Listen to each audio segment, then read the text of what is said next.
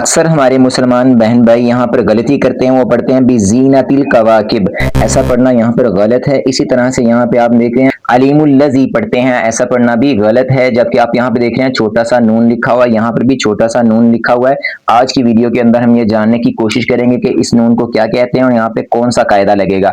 दिल से दुआ है कि अल्लाह ताला तमाम मुसलमानों को दुनिया और आखिरत में कामयाबी अता फरमाए। देखें, इस नून को कहते हैं नून कुतनी। इसका जो कायदा है वो ये है कि अगर आप स्टॉप कर रहे हो, जैसे कि यहाँ पे आयत खत्म हो रही है, इसको कहते हैं वक्फे ताम। जब वक्फे ताम हो रहा हो, आप यहाँ पे वक्फ कर सकते हैं। आप यहाँ पे वक्फ करेंगे तो नून को अदा नहीं किया जाएगा और नून को छोड़ दिया जाएगा। यहाँ से फिर आयत आगे शुरू की जाएगी अल्लज़ी।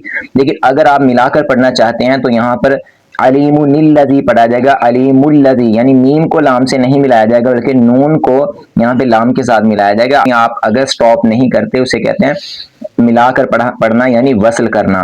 तो उस हालत में क्या करेंगे, नून को मिलाकर पढ़ेंगे। यहाँ पे भी ऐसे किया जाएगा, नून को मिलाकर पढ़ा जाएगा।